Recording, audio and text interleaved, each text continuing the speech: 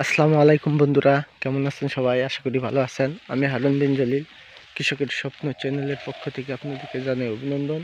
Hello বন্ধুরা, আজকে এসেছি আমার একটি ভুট্টা চাষের জমিতে।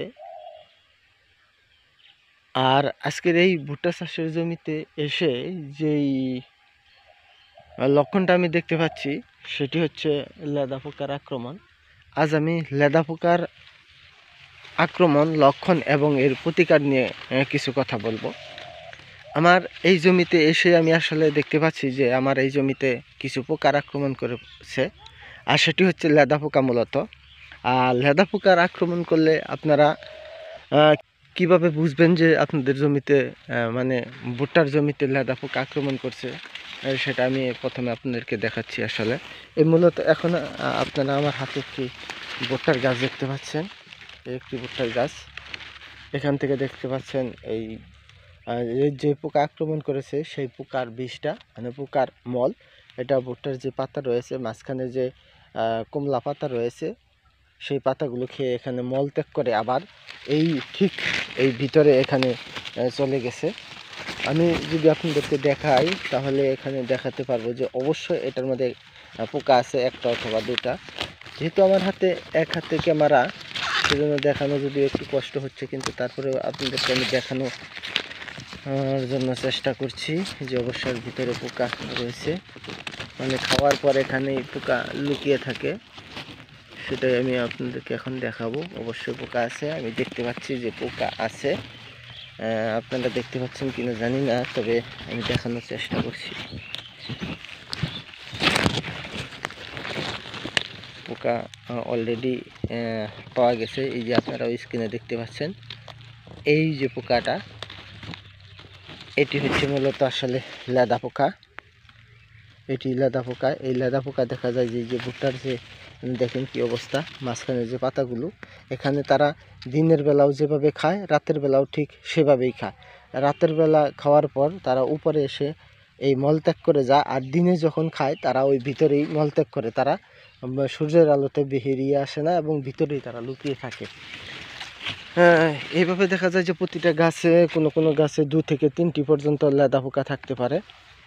আরও রয়েছে লেদা পোকা, খুব খারাপ একটি পোকা। এটা দেখা যায় যে ভুট্টার যে বাড়ন্ত বয়স সেটাকে থামিয়ে দেয়। এই ভিতরের যে পাতাগুলো রয়েছে সেই পাতাগুলো খাওয়ার পরে ভুট্টার যে ব্যাগ থাকে, ভুট্টার যে তেজ থাকে, সেটাকে বাড়তে দেয় না, ভুট্টার গাছগুলো ছোট থাকে। সেজন্য এই প্রথমে আগে আপনাদেরকে ভুট্টার জমিতে বুঝতে হবে যে আসলে ভুট্টার জমিতে কোন পোকা আক্রমণ করছে। সেটা বোঝার পরেই এই ভুট্টার গাছের যে চিকিৎসা সেটা করতে হবে। আর আসলে মূলত লেদা পোকা আক্রমণ করলে যেটা আমি আপনাদেরকে দেখালাম যে আসলে কি হয়, এই যে আপনারা দেখতেই পাচ্ছেন, প্রথমে পাতার দিক দিয়ে কিছু খায়, খাওয়ার পরে এই যে পাতাটা রয়েছে, ভিতরের পাতা, ঠিক এই গাছেও একটা পোকা রয়েছে। আমি আপনাদেরকে দেখানোর চেষ্টা করছি। ঠিক এইভাবে খাওয়ার পর মাঝখানে যেই কমলা পাতাটা রয়েছে, আমরাকে অনেক সময় নেউজ পাতা বলি, যে মাঝখানের মূল পাতাগুলো থাকে, সেই পাতাগুলোকে তারা এইভাবে আক্রমণ করে। এখানেও পোকা রয়েছে, আমি দেখতে পাচ্ছি এখানেও পোকা আছে। অবশ্য এই গাছেও পোকা রয়েছে। এটা তেমন খাইতে পারে নাই আসলে, প্রথম অবস্থায় এই গাছটাকে আক্রমণ করছে, তার কারণে যে গাছগুলোকে এই পোকাটা ভিতরেই চলে গেছে। যাই হোক, আমি আর একটা অন্য গাছে দেখাচ্ছি। যে গাছগুলো একদম খেয়ে ঝুরঝুরা করে ফেলে, তেমন একটি গাছ আমি আপনাদেরকে দেখাচ্ছি স্ক্রিনে।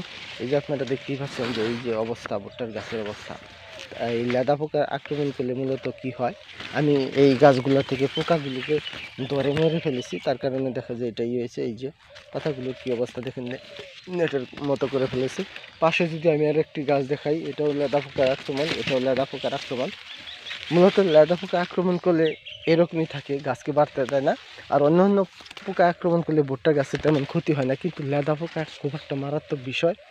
এই লেদা পোকা যদি আক্রমণ করে তাহলে দেখা যায় যে ভুট্টার যে আশেপাশের গাছ, সেগুলোকে এক গাছে আক্রমণ করলে রাত্রের বেলা বের হয়ে দেখা যায় যে আশেপাশের যে 4-5টা গাছ সেগুলোকে খেয়ে ফেলে। এখানে যেহেতু 2টি গাছ, প্রথমে একটি গাছে আক্রমণ করেছিল, পরবর্তীতে দেখা যায় এই গাছেও আক্রমণ করেছে।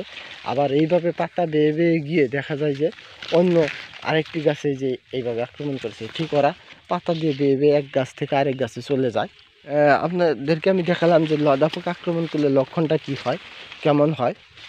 এই লেদা পোকার আক্রমণ, লেদা পোকার আক্রমণ থেকে রক্ষা পাওয়ার জন্য বা লেদা পোকা দমন করার জন্য যে কাজটি করা যায় সেটি হচ্ছে 3টি উপায়ে আসলে লেদা পোকা দমন করা যায়। সেটি হচ্ছে যে আপনারা যদি শুরুর থেকেই এই জমির ভিতরে কিছু মানে ডালপালা খুঁটি পুঁতে রাখেন, তাহলে দেখা যায় রাত্রেবেলা যেহেতু লেদা পোকা পাতার উপর বেরিয়ে আসে, তখন যে পোকা খেকু পাখিগুলা রয়েছে সেই পাখিগুলা ডালের ভিতরে বসে লেদা পোকাগুলো খেয়ে ফেলতে পারে। এতে দেখা যায় যে ভুট্টার জমিতে অনেক অংশে লেদা পোকার আক্রমণ কম হয়ে থাকে। আরেকটি পদ্ধতি রয়েছে, সেটা হচ্ছে যদি আপনার জমিতে আপনারা দেখেন যে 3-4টি গাছে প্রথমে আক্রমণ করেছে, বেশি গাছে আক্রমণ করেছে না, তাহলে আপনারা এইভাবে খুঁজে খুঁজে এই যেই গাছে আক্রমণ করেছে সেই গাছে এইভাবে খুঁজে খুঁজে লেদা পোকা ধরে এইভাবে লেদা পোকাগুলোকে ধরে তারপরে আপনারা হাতে টিপে মেরে ফেলতে পারেন। আর তাছাড়া আরেকটি পদ্ধতি রয়েছে, সেটি হচ্ছে কীটনাশক প্রয়োগ। কীটনাশক প্রয়োগ করেও আপনারা এই লেদা পোকা দমন করতে পারেন। তবে বেশিরভাগ আক্রমণ করে থাকলে, যদি দেখা যায় যে শতকরা 10টি গাছে আক্রমণ করে ফেলেছে, 5টি গাছে আক্রমণ করে ফেলেছে, তাহলে অবশ্যই জমিতে আপনাদেরকে লেদা পোকার যেই কীটনাশকটা সেটা দিতে হবে। আমি মূলত বরাবরই আমার যে ভুট্টা চাষের জমি সেখানে যেই কীটনাশকটা আমি প্রয়োগ করে থাকি লেদা পোকা দমন করার জন্য, যেই কীটনাশকটা প্রয়োগ করে থাকি সেটি হচ্ছে মূলত আমি বরাবরই দিয়ে থাকি আসলে বিত্তাকু। আর বিত্তাকুর সাথে অন্য কোনো কোম্পানির একটা কম দামের যে কোনো একটা দেখা যায় যে তরল জাতীয় কীটনাশকের সাথে যোগ করে আমি দিই। এতেই দেখা যায় যে আল্লাহর রহমতে বেশ একটি ভালো রেজাল্ট হয়ে যায়। আমি মূলত আমার এই জমিতে দেখা যায় যে 20 দিন আগে লেদা পোকা দমন করার জন্য আমি কীটনাশক স্প্রে করেছিলাম, বিত্তাকু স্প্রে করেছিলাম। এখন যেহেতু আমার এই কীটনাশকটার ডেট চলে গেছে, সেই কারণে আবার লেদা পোকার আক্রমণটা করছে অলরেডি, সেই কারণে দেখা যায় যে আমাকে নতুন করে আবারও এই লেদা পোকা দমন করার জন্য কীটনাশক প্রয়োগ করতে হবে। হ্যালো বন্ধুরা, আজকের ভিডিওতে তাহলে আমি আপনাদেরকে দেখালাম যে আসলে মূলত লেদা পোকার আক্রমণ, লক্ষণ এবং প্রতিকার।